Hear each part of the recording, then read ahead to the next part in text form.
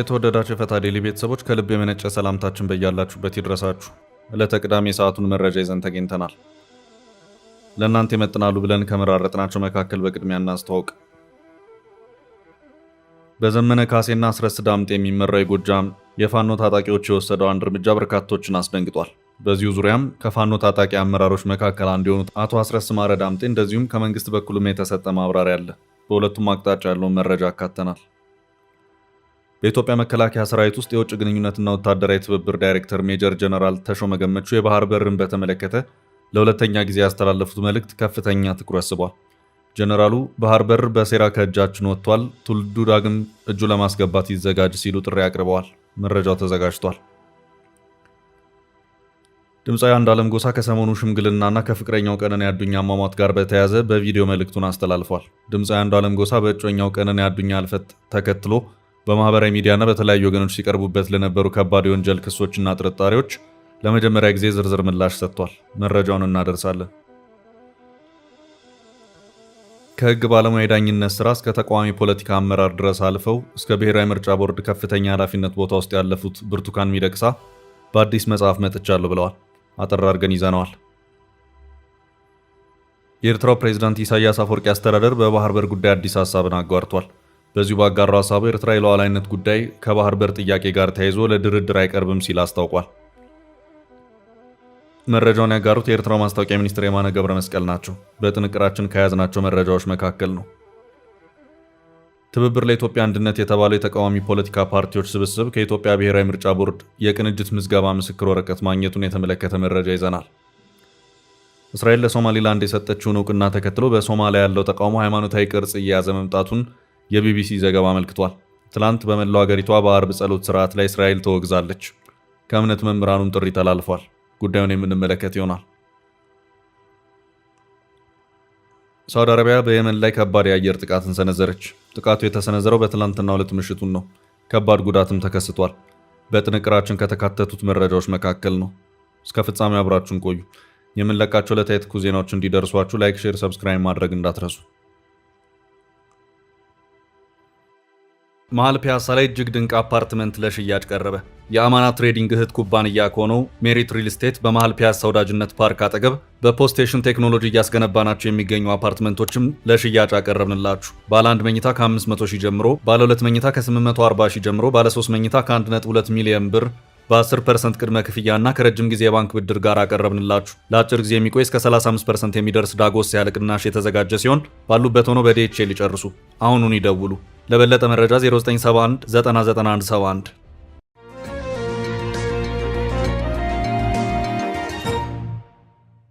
ከዘመነ ካሴ መንደር የተሰማው አስደንጋጭ እርምጃ። በነዘመነ ካሴና አስረስ ማረ ዳምጤ የሚመራው የጎጃም የፋኖ ታጣቂዎች ኃይል በሶስት ታዳጊ አካባቢ ተወላጆች ላይ የወሰደው እርምጃ በርካቶችን አስደንግጧል። ከዚሁ ከተወሰደው እርምጃ ጋር በተያያዘ ቢቢሲ አማርኛው ክፍል ምን ተፈጥሮ ነው በሚል የፋኖ አመራሩን እንደዚሁም የአካባቢውን የመንግስት አመራሮች ጭምር የጠየቀበት ሁኔታ ታይቷል። አስደንጋጩ ክስተት ሶስቱ እንስቶች ስትሰልሉ ተገኝታቸዋል በሚል በታጣቂዎቹ በጥይት ተመተው መገደላቸው ነው። ሶስቱም እንስቶች በጥይት ተመተው አስክሬናቸው መንገድ ላይ ወድቆ መገኘቱን ዘገባው አክሏል። ድርጊቱ የተፈጸመው በአማራ ክልል ምስራቅ ጎጃም ዞን ውስጥ በሚገኘው ደብረ ኤልያስ ነው።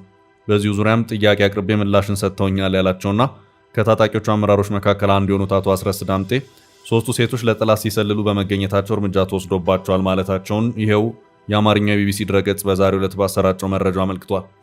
ቢቢሲ ከፋኖ ታጣቂ አመራሩ አቶ አስረስ በተጨማሪ በጉዳዩ ዙሪያ የደብረ ኤልያስ ወረዳ ባለስልጣናትን ጭምር አናግሬያለሁ ብሏል። በዚህ ዙሪያ ምላሻቸውን ለቢቢሲ የሰጡት የወረዳ የሰላምና ደህንነት ጽሕፈት ቤት ኃላፊ ደምስ አለኝ በበኩላቸው ግድያ የተፈጸመው የቀን ስራ ላይ ተሰማርተው በነበሩ ሴቶች ላይ እንደሆነና ከመካከላቸው አንዷ የመስማት ችግር ያለባት እንደሆነች በመግለጽ ታጣቂዎችን መክሰሳቸውን አመልክቷል።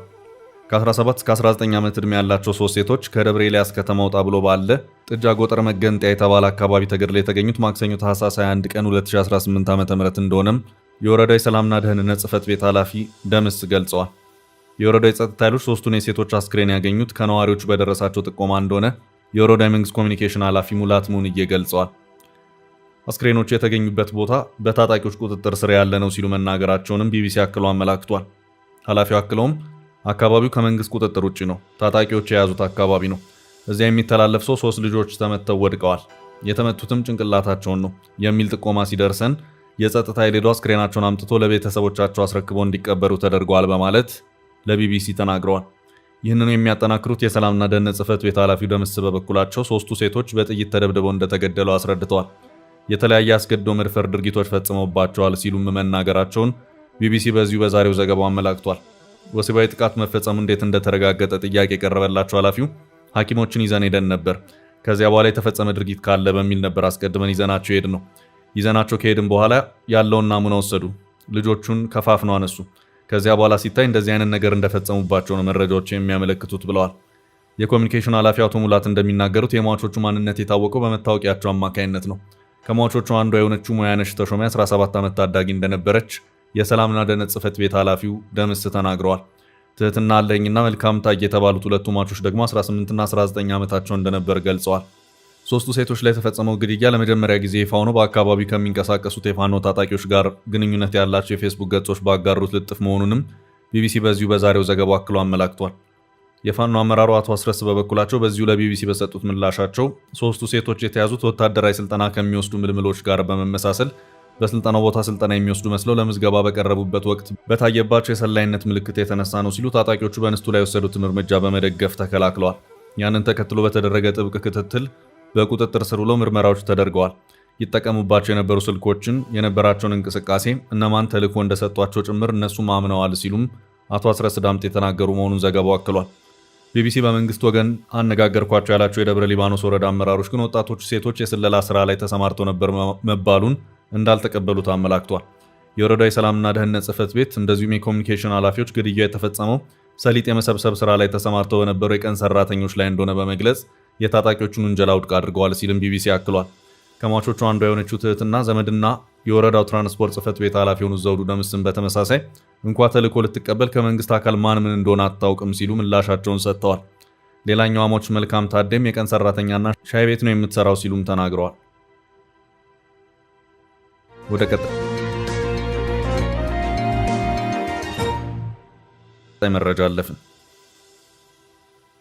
ለባህር በሩ ተዘጋጁ ጀነራሉ። በኢትዮጵያ መከላከያ ሰራዊት ውስጥ የውጭ ግንኙነትና ወታደራዊ ትብብር ዳይሬክተር ሜጀር ጀነራል ተሾመ ገመቹ የባህር በርን በተመለከተ ለሁለተኛ ጊዜ ያስተላለፉት መልእክት ከፍተኛ ትኩረት ስቧል። ጀነራሉ ባህር በር በሴራ ከእጃችን ወጥቷል፣ ትውልዱ ዳግም እጁን ለማስገባት ይዘጋጅ ሲሉ ጥሪ አቅርበዋል። ጀነራል ተሾመ ከዚህ ቀደም ከቀይ ባህር ጋር በተያያዘ ከጥቂት ወራት በፊት የሰጡት መግለጫ ኤርትራን ያበሳጨና ይፋዊ ምላሽ የተሰጠበት እንደነበር የሚታወስ ነው። ጀነራል ተሾመ ገመቹ ኢትዮጵያ የባህር በር የምትጠይቅበት 4 አሳማኝ ምክንያቶች አላት በማለት ከዘረዘሯቸው ነጥቦች መካከል አንዱ አሰብ በወቅቱ በኢትዮጵያ የሽግግር መንግስት ተላልፎ መሰጠቱን ነው ሲሉ ተናግረው ነበር። ይህን ተከትሎ ኤርትራ በማስታወቂያ ሚኒስትሯ በኩል በሰጠችው መልስ ከኢትዮጵያ በኩል ኤርትራ ላይ የሚያካሄዱት ግዴለሽነት የተሞላበት ወታደራዊ ዛቻ ቀጥለዋል ማለቱ አይዘነጋም። የኤርትራ የመጨረሻ ምላሽ ፕሬዚዳንት ኢሳያስ እንዳሉት በቤታችሁ ተሰብሰቡ የሚል መሆኑን የማስታወቂያ ሚኒስትሩ የማነ ገብረ መስቀል በመልእክታቸው ገልጸውም ነበር። በኢትዮጵያ መከላከያ ሰራዊት ውስጥ የውጭ ግንኙነትና ወታደራዊ ትብብር ዳይሬክተር ሜጀር ጀነራል ተሾመ ገመቹ ትላንት ምሽቱን በተሰራጨ አዲስ መልእክታቸው የባህር በር ለማግኘት ትውልዱ ይዘጋጅ ሲሉ አሳስበዋል። የባህር በርን ስናነሳ በቀላሉ ያለ ድካም ማረጋገጥ የምንችለው ብዙም ምስክር የማንፈልግለት ጉዳይ ነው ሲሉ ጀነራሉ ተናግረዋል። ይህን ሲያስረዱ ፀሐይ የመታው እውነት ነው ሲሉ ተደምጠዋል። ኢትዮጵያ እንደ ሀገር ስትፈጠር ከዚህ ውሃ ጋር ነበረች ሲሉ ጀነራል ተሾመ አክለው ገልጸዋል። ከውሃው ጋር ነው የኖርነው፣ ከባህር በር ጋር ነው የኖርነው ሲሉ ጀነራሉ አጽንኦት ሰጥተው ተናግረዋል። የባህር በር ጉዳይም በዓለም አቀፍ ማረጋገጫ በማቅረብ የምናሸንፍበት ጉዳይ ነው ሲሉ ጀነራሉ ገልጸው ሁሉም ኢትዮጵያዊ ይህን መቀበል ይገባዋል ሲሉ አሳስበዋል። የእውነት ሐቃችን ነው፣ የእውነት ልንነጠቅ የሚገባ አይደለም፣ ሁሉም ሰው መረዳት አለበት ሲሉ አጽንኦት ሰጥተዋል። ከባህር ጋር አብረን ከነበር እንዴት ተነጠልን የሚለውን ጉዳይ ትውልዱ ማወቅ አለበት ሲሉ ጀነራል ተሾመ ገመቹ ጠቅሰው ባህር በር የተነጠቅነው በታሪካዊ ጠላቶቻችን ሴራ ነው ሲሉ ተናግረዋል። በኢትዮጵያ መከላከያ ሰራዊት ውስጥ የውጭ ግንኙነትና ወታደራዊ ትብብር ዳይሬክተር ሜጀር ጀነራል ተሾመ ገመቹ ይህን ሲያስረዱም ታሪካዊ ጠላቶቻችን ባህር በር ለመንጠቅ የተለያዩ ሴራዎችን ተጠቅመዋል ሲሉም ተደምጠዋል።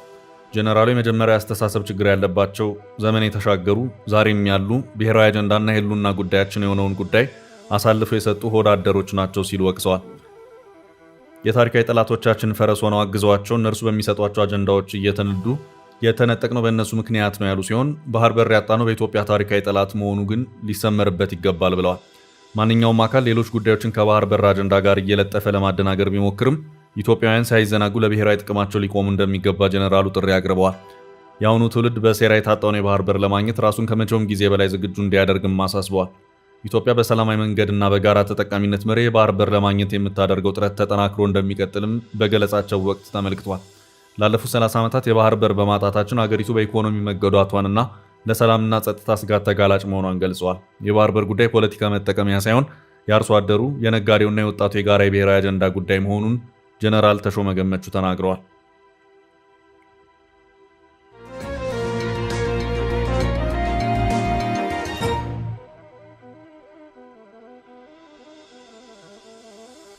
ወደ ቀጣይ መረጃ አለፍን። አንዱዓለም ስለ ቀነኒ ዝምታውን ሰበረ። ድምፃዊ አንዱዓለም ጎሳ ከሰሞኑ ሽምግልናና ከፍቅረኛው ቀነኒ አዱኛ አሟሟት ጋር በተያያዘ በቪዲዮ መልእክቱን አስተላልፏል። ድምፃዊ አንዱዓለም ጎሳ በእጮኛው ቀነኒ አዱኛ ህልፈት ተከትሎ በማህበራዊ ሚዲያና በተለያዩ ወገኖች ሲቀርቡበት ለነበሩት ከባድ የወንጀል ክሶችና ጥርጣሬዎች ለመጀመሪያ ጊዜ ዝርዝር ምላሽ ሰጥቷል። ድምፃዊው ትላንት ታህሳስ 24 2018 ዓ.ም በይፋዊ ገጹ ባሰራጨው የቪዲዮ መልእክት እጮኛው ራሷን እንዳጠፋች በመግለጽ የቀረበበትን ግድያ ፈጽሟል የሚል ክስ አጥብቆ አስተባብሏል። እኔም መጥፎ ሐዘን ውስጥ ነኝ፣ ሐዘኔን እንኳን በደንብ ማዘን አልቻልኩም ያለው ድምፃዊው እስር ቤት ነበርኩ፣ ከዛ ስወጣ ይኸው በመጥፎ ነገር ቀጥሏል ብለዋል።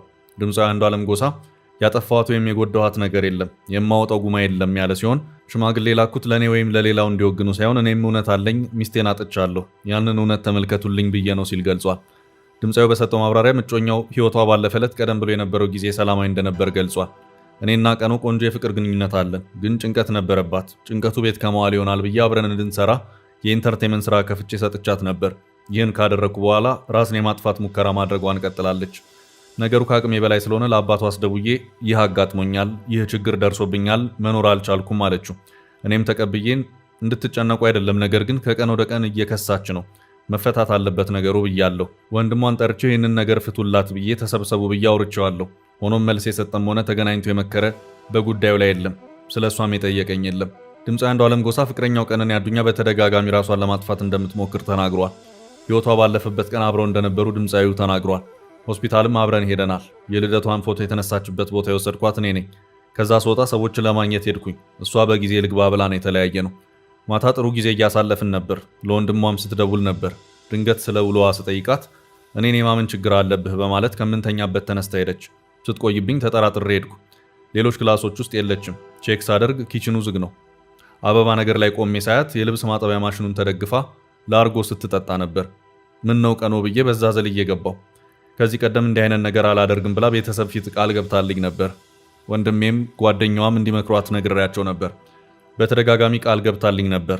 ነገር ግን ቃሉን ስላልጠበቀችልኝ በዛን ጊዜ እኔም ሰው ነኝና እንደዚህ አይነት ህይወት መኖር አልችልም፣ በተደጋጋሚ እያደረግሽ ስለሆነ ነገ ቤተሰብ ጠርቼ እንለያያለን አልኳት። ከዛ በሩን ለመክፈት በሩ ጋር እንደደረስኩ እንደዛ ነው እንዴ ይስፋልክ ብላ ከፎቅ ላይ ዘለለች። እኔ ሊይዛትም አልደረስኩም። መጮህ ብቻ ነበር የቻልኩት። ጮህኩኝ። ልጆቹም ተነሱ።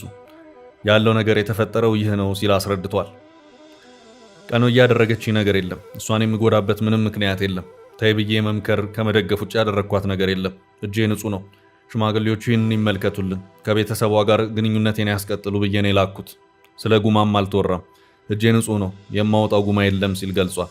ከቻላችሁ እውነትን በጥልቀት ተመልክታችሁ ድረሱበት። ባሉባልታ ያለኝን ግንኙነት አታፍርሱ። እሷን በሰላም ትረፍ፣ ነፍሷንም እረፍት አትንሷት ያለው አንዱዓለም ጎሳ እኔም ተረጋግቼ ለምትጠይቁት ጥያቄ መልስ ለመስጠት ዝግጁ ነኝ ሲል አጽንኦት ሰጥቷል።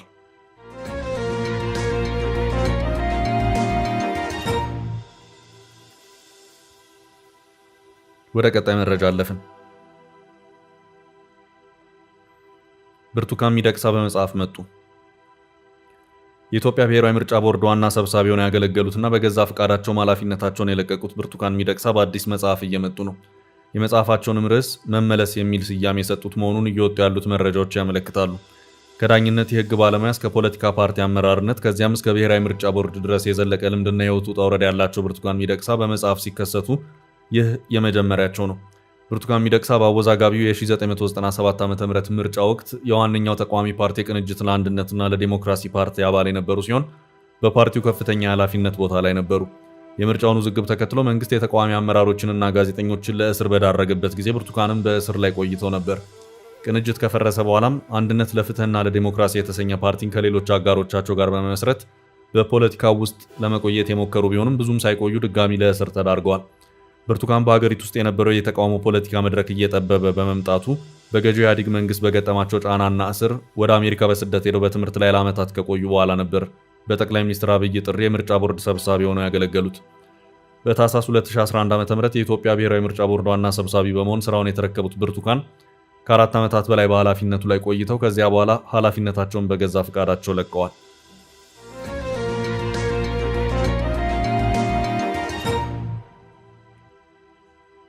ወደ ቀጣይ መረጃ አለፍን። አንፈርስም ኤርትራ። የኤርትራው ፕሬዝዳንት ኢሳያስ አፈወርቂ አስተዳደር በባህር በር ጉዳይ አዲስ ሀሳቡን አጋርቷል። የባህር በር ጥያቄው እየተሄደበት ያለው መንገድ አደገኛ ነው ስትል ኤርትራ አስታውቃለች። በዚሁ በኤርትራው ማስታወቂያ ሚኒስትር ኤክስ ገጽ በተጋራው አጠር ያለ ልጥፍ ኤርትራ የሉዓላዊነት ጉዳይ ከባህር በር ጥያቄ ጋር ተያይዞ ለድርድር አይቀርብም የሚል ሀሳብ ተካቶበታል። የማስታወቂያ ሚኒስትሩ የማነ ገብረ መስቀል በይፋ ኤክስ ትስስር ገጻቸው ትላንት ምሽቱን ባጋሩት በዚሁ ልጥፋቸው የኢትዮጵያን የባህር በር ጥያቄ ከኤርትራ ሀገራዊ መሰረት ጋር አያይዞ ማንሳት ታሪካዊ ማረፊያ የሌለው ሐሰት ብቻ ሳይሆን አደገኛም ጭምር ነው ሲሉ አመልክተዋል። የማስታወቂያ ሚኒስትሩ ይህን ያሉት የጠቅላይ ሚኒስትር አብይ አህመድ የማህበራዊ ጉዳዮች አማካሪ ዳንኤል ክብረት ሰሞነኛው መልእክት በተመለከተ በሰጡት ምላሽ ላይ ነው። ዲያቆን ዳንኤል ክብረት ኤርትራ የተገነጠለችው ኢትዮጵያ የባህር በር እንድታጣ ታስቦ ነው። ኢትዮጵያ የባህር በር ስታገኝ ኤርትራ የሆነችበት ምክንያት ይፈርሳል። ኤርትራ እንድትሆን ያደረጋት መነሻውና ሌሎችም ሀገራት የተቀበሉት ኢትዮጵያ የባህር በር እንዳታገኝ ነው። ልክ ኢትዮጵያ የባህር በር ካገኘች ኤርትራ ምን ታደርግላቸዋለች ሲሉ ተናግረው ነበር። ዳንኤል ይህን የተናገሩት አባይ፣ ቀይ ባህርና ትርክቱ በሚል ርዕስ ስር በተዘጋጀ ውይይት መድረክ ላይ ነው። ኤርትራ ትላንት ምሽቱን በሰጠችው ምላሽም ይሄ መልእክት የድንበር ወሰኖች እንዲጣሱ በር ከመክፈቱም በላይ ሀገራት በጎረቤቶቻቸው ፍላጎት ብቻ የሚኖሩበት ስርዓትን ያዋልዳል፣ ሉዓላዊነትም ሕጋዊ መብት መሆኑ ቀርቶ ሊሻር የሚችል ችሮታ ይሆናል ስትል አሳስባለች። የማነ ይህ የባህር በር ጥያቄ አካሄድ ያለፈውን አይመልሰውም፣ ይልቁን አሁን ያለውን መረጋጋት ያበላሸዋል ሲሉ አሳስበዋል። ዓለም አቀፍ ሕግን በመጣስ ግጭቶችን እንደገና እንዲፈነዱ የሚያደርጉ በሮችን የመክፈት አደጋ አለው በማለት የማነ አጽንኦት ሰጥተዋል። የኤርትራ የማስታወቂያ ሚኒስትር የማነ ገብረ መስቀል ኢትዮጵያን የባህር በር ፍላጎት ከኤርትራ ብሔራዊ ሕልውና ጋር ማጣመር ጂኦግራፊን መሳሪያ በማድረግ ሉዓላዊነትን መጣስ ነው ሲሉ ከሰዋል። የባህር በር መዳረሻን እንደ መብት መቁጠር እንዲሁም ኃይልን እንደ ማስፈራሪያ መውሰድ ያለፈውን ከማስረዳት ይልቅ ሐሰትነቱን ያጎላዋል ሲሉ ሚኒስትሩ አጽንኦት ሰጥተዋል። የኤርትራ ሕጋዊነት የሚፈርሰው ኢትዮጵያ ወደብ ካገኘች በኋላ ነው በሚል የተላለፈ መልእክትም ዓለም አቀፍ ሕግጋትን የጣሰ ነው ሲሉ ሚኒስትሩ አመልክተዋል። በዓለም አቀፍ ሕግ በተባበሩት መንግስታት ድርጅት ቻርተርና በአፍሪካ ህብረት መርሆች ምንም አይነት ድጋፍ የማያገኝ የቅድመ ሁኔታ ሉዓላዊነት አስተምሮ የናደ ነው ሲሉ የማስታወቂያ ሚኒስትሩ አጽንኦት ሰጥተዋል። ውድ ቤተሰቦቻችን ለዛሬ ያዝንላችሁን ርዕሰ ጉዳዮች እዚህ ላይ ቋጨን። ላይክ፣ ሼር እና ኮሜንት በማድረግ ለቻናላችን ድጋፋችሁን መግለጽ እንዳትዘነጉ እያልን ከሌሎች መረጃዎች ጋር ደግመን እስክንገናኝ ቸር ያሰማን ስንል ተሰናበትን።